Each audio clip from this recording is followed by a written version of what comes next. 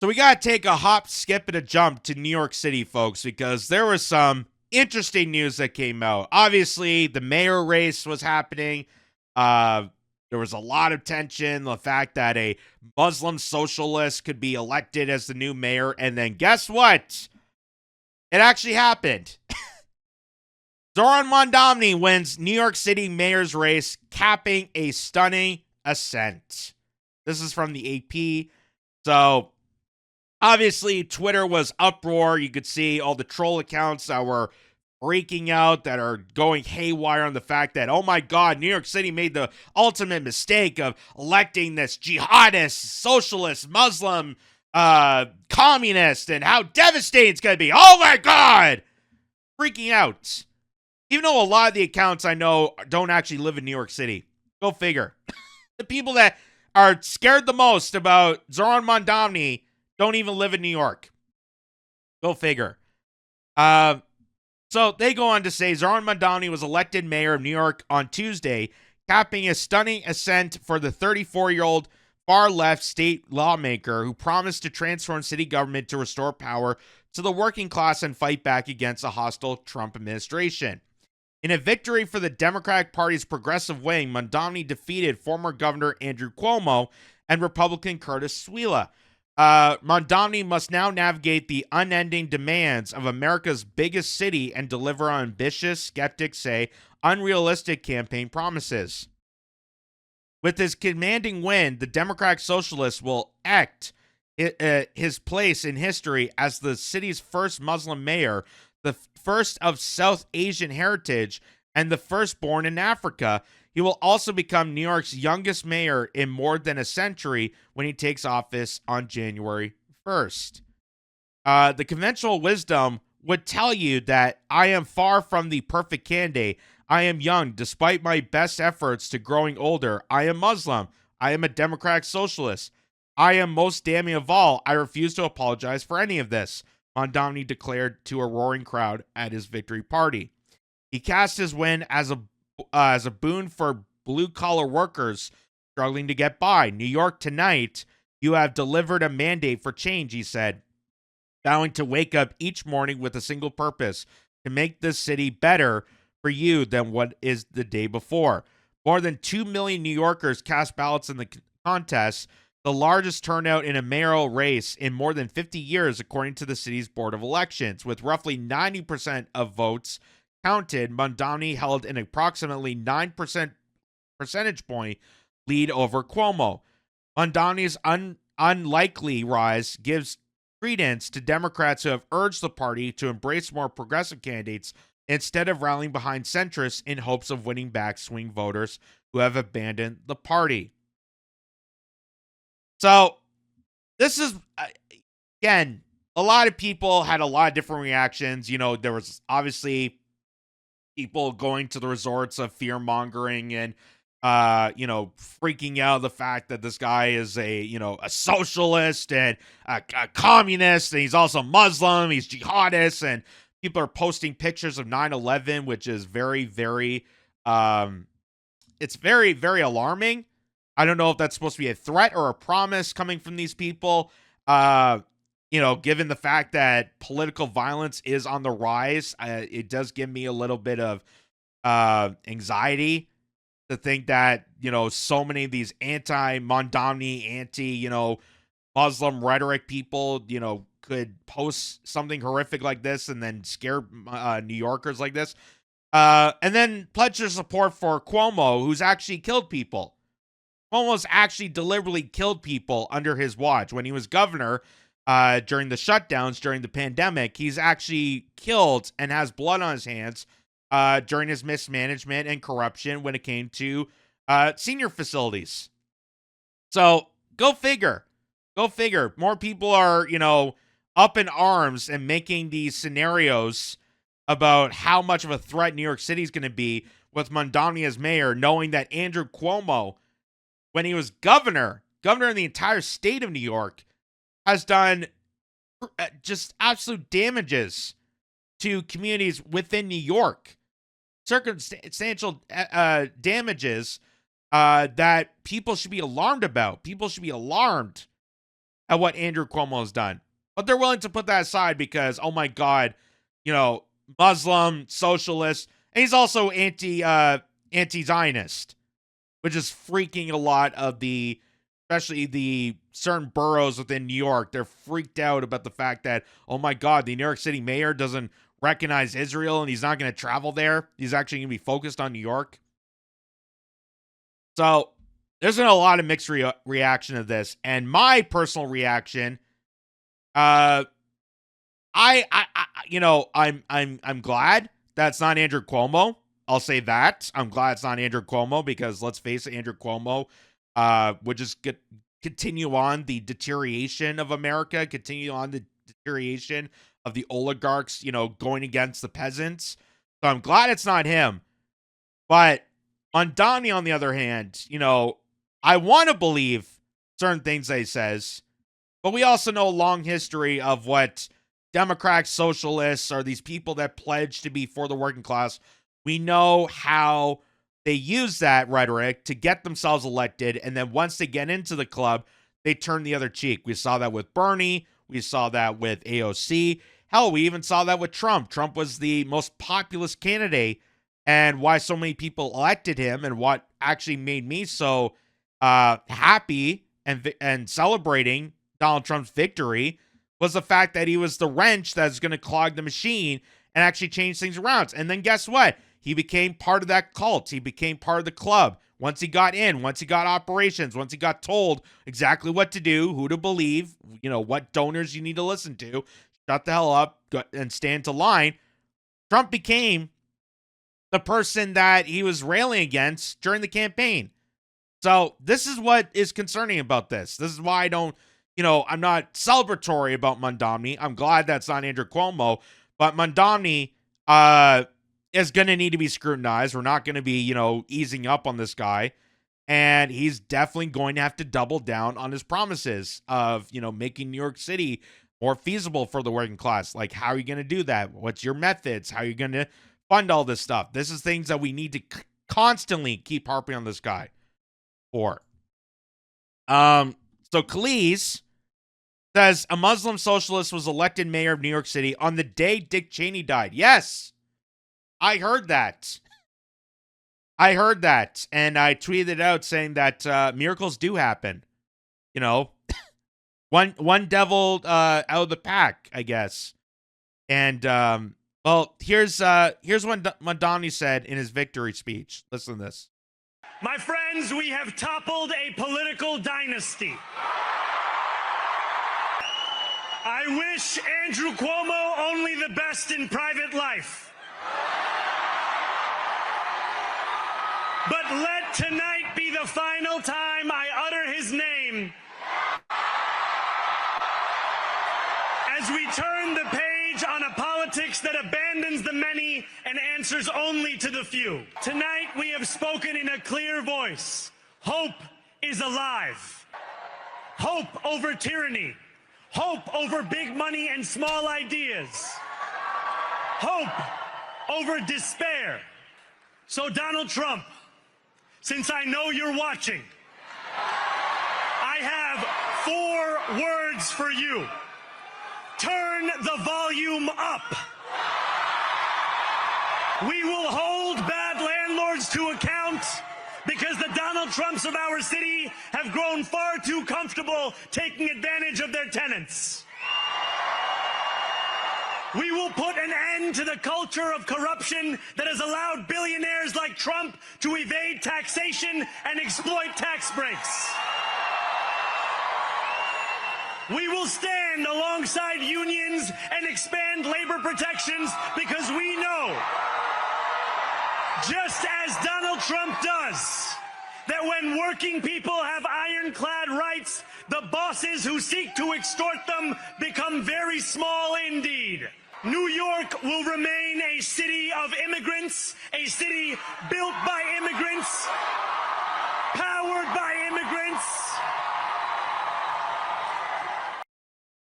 So I'm already, clenching my teeth because of the fact that this is a very Obama-esque kind of speech here.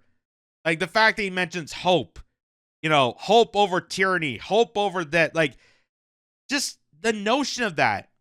And knowing all the years we have had how many politicians, preaching about how they're for the people, how they're going to change things up, how things are going to get better under us, that it's not going to be the past, it's going to be the future. And then what happens? The politician that gets elected becomes too comfortable surrounding himself with the donor class, surrounding himself with the billionaires, surrounding himself with the aristocrats that he campaigned against on, and they become one of them. And that's what makes me so, controversial about Mamdani. Not because he's Muslim or Democrat socialist or, campaigning that he wants to put a rent freeze onto New York City apartments. I actually agree with that. But the thing that worries me is he's running as a Democrat, and he is the mayor in the Democratic Party. So the Democrats are going to hold him to account. They're going to try and push him into, being the standard Democrat model, just like they did with AOC, just like they do with Bernie, just like they do with anybody. Because anyone that is truly for the people, if anyone's actually truly a populist, they despise, and by they, I mean the establishment. I mean the Democrat Republicans, the billionaire aristocrats, Wall Street. They would not allow an actual populist to run in the New York City mayoral race.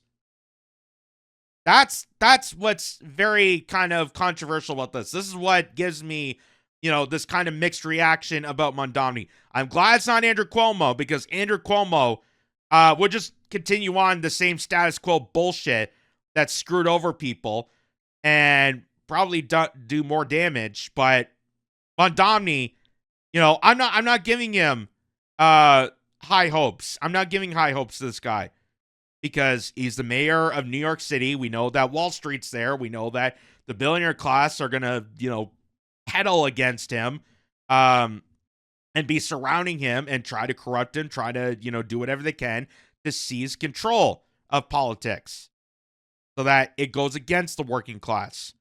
That's what's very devastating. Not him being Muslim or all the craziness, all the racist, bigoted tweets you see on social media. It's just absolutely absurd. Again, a lot of them coming from places outside New York City. So I don't understand why people are so outraged that New York City voted democratically for what they want in a mayor, and you live all the way in, say, Tallahassee, Florida. Like, it doesn't make sense to me. It does not make sense to me. It doesn't even make sense to me, being a Canadian talking about this, but it's become so controversial that people are discussing this at length. So here's Jewish Voice. They even congratulated Mamdani, a Jewish organization. Go figure. This is supposed to be the guy that wants to, go after all the Jewish people, lock them up, and all the crazy maniacal stuff. I've seen people, tweeting about Auschwitz compared to Mamdani. Like, that, such stupid analogies they come up with this. But Jewish Voice actually congratulated him. Said heartiest congratulations and mazel tov to New York City Mayor-elect Zohran Mamdani. NYC Jews are not going anywhere. We are not fleeing. We are not in danger. And we are here to stay in our beloved New York City. Congratulations, Mr. Mamdani, on a historic win. To all the Zionists out here, our sincere condolences. So, it's not Jews that are against Mamdani. A lot of Jews actually supported Mamdani, because Jewish people, much like Christians, much like Muslims, much like atheists, much like agnostic people, much like the LGBTQ, much like anybody else, is concerned about economics. And the people that are the most concerned about his appearance of being a Muslim are the people that are either brainwashed to only focus on identity and brainwashed over 2 decades of this brain rot, anti-Arab, post 9/11 terror fear-mongering campaign that got George Bush elected twice, a guy who had half a brain cell to become president. It's the same fear-mongering campaign that they've been brainwashed with that now they're using for the New York City mayor. New York City Jewish people voted for this guy because they care more about economics than what he says about, Israel and his first travel trip there. I was more focused on New York City than going to a foreign nation. It's kind of crazy.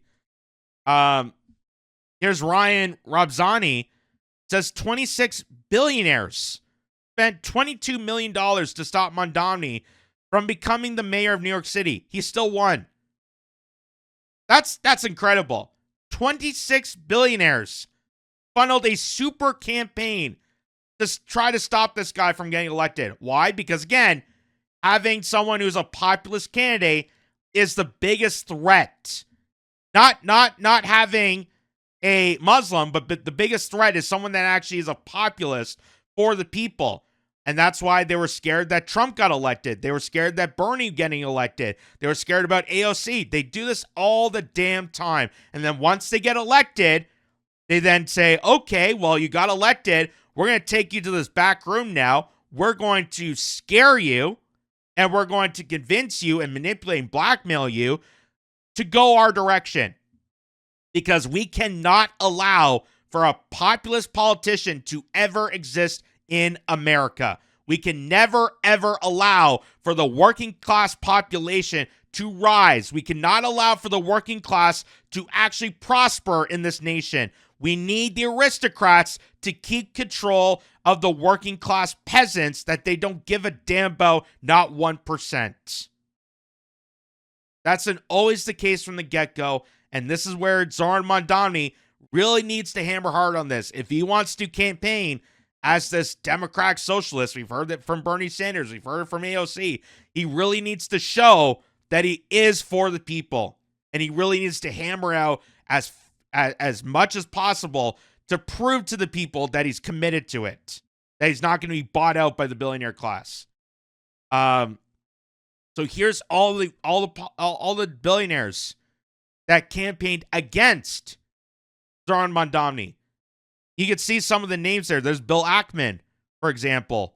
There's a few. This guy at the top here, John Hessen family from the Hess Corp Oil and Gas Company, Casinos and Resorts Asset Management, Michael Bloomberg, the former mayor and former late-coming Democratic candidate in 2020, Michael Bloomberg, spent $8.3 million campaigning against Mamdani.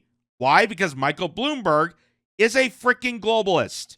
Michael Bloomberg is a Zionist oligarch globalist. He doesn't care about New York. He doesn't care about the transportation system. He doesn't care about the cost of living. He doesn't care about rent. He doesn't care about any of this stuff. But he's going to put $8.3 billion to stop a populist candidate who is the most popular in the race in New York City, to allow for someone like Andrew Cuomo, who prior to running in the mayoral race was the worst governor in New York history. The guy who won an Emmy for lying to you on camera with his brother on CNN. They were willing to put all that behind because a possible populist candidate was going to run and win and work for New Yorkers. These are how much these people despise you. They despise you.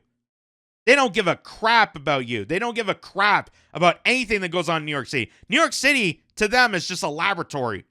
It's a little playground. It's not their home. It's not where they sent to be. Even Curtis Sweela, who's the Republican candidate, he even mentioned about, how Bill Ackman was threatening to leave New York City. He said, go ahead. What's stopping you? Why are you in New York? You have billions of dollars. You can go anywhere in the world. You can buy your own private island, for God's sakes. Go live like another Epstein tool.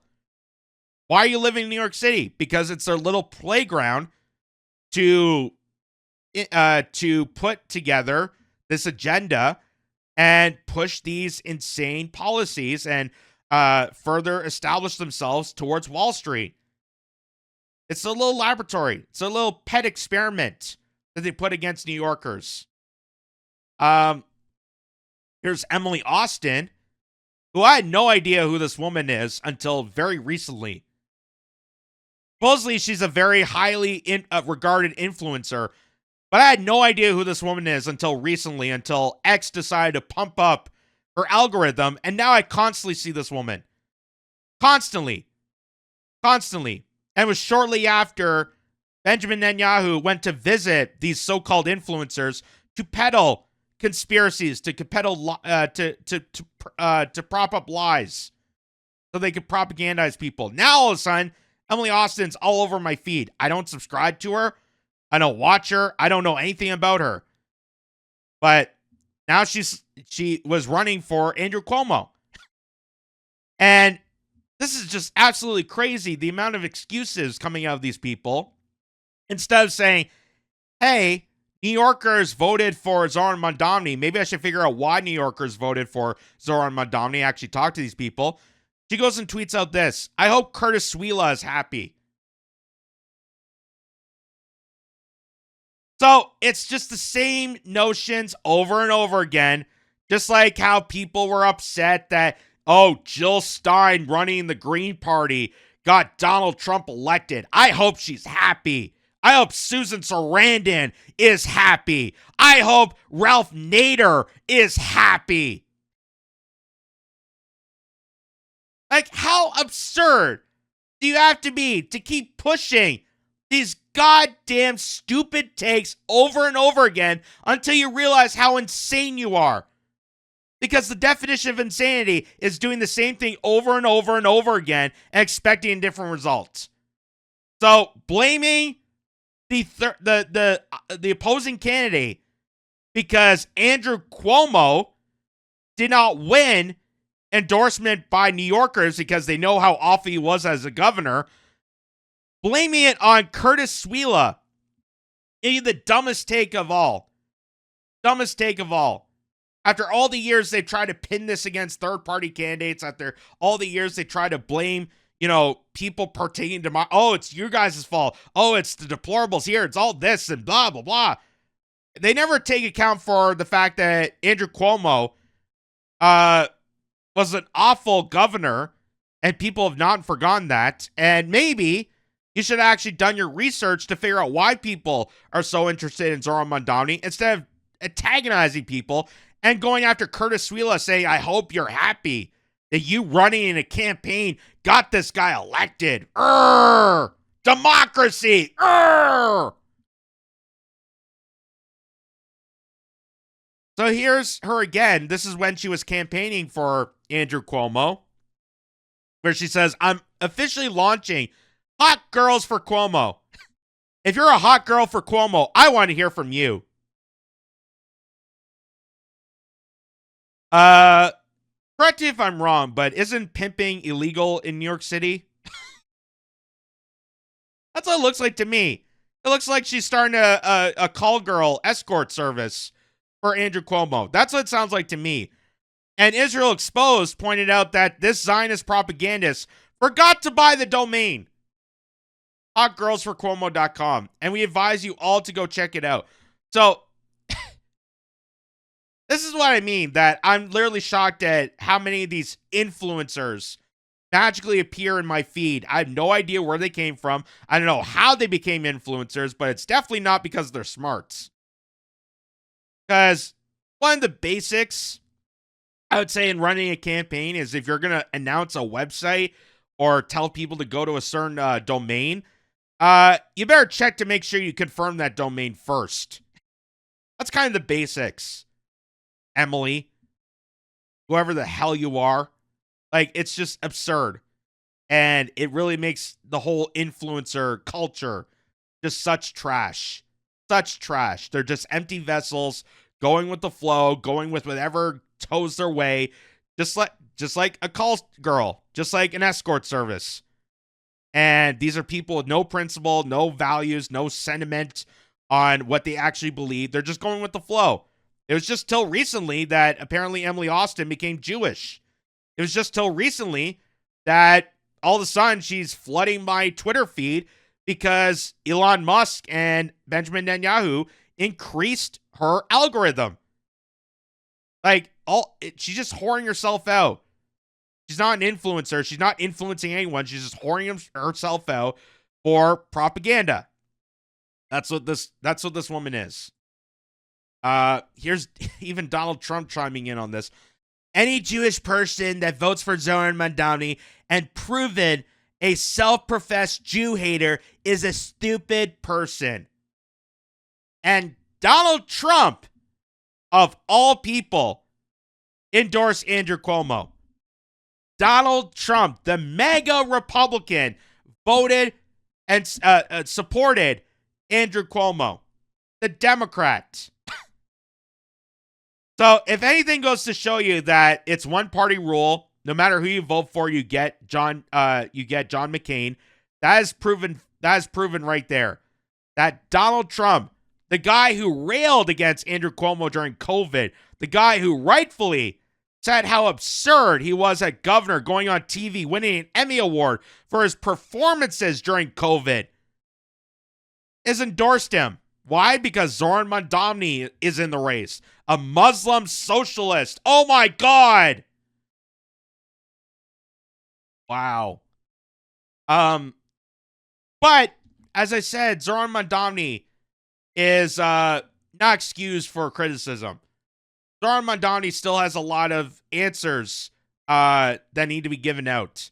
Because here's Nick Cruz showing us, whenever I hear Zohran Mamdani explain why he rejects communism and why he's a democratic socialist, it makes me want to vomit. This is not socialism. This is just advocating for what capitalist welfare state. So this is what I just find it so laughable that people freaked out about just hearing the word socialist. And if you ask these people to define what socialism is, I bet you none of them can actually define it. None of them actually know what socialism is. None of them know what communism is. None of them know exactly what capitalism is.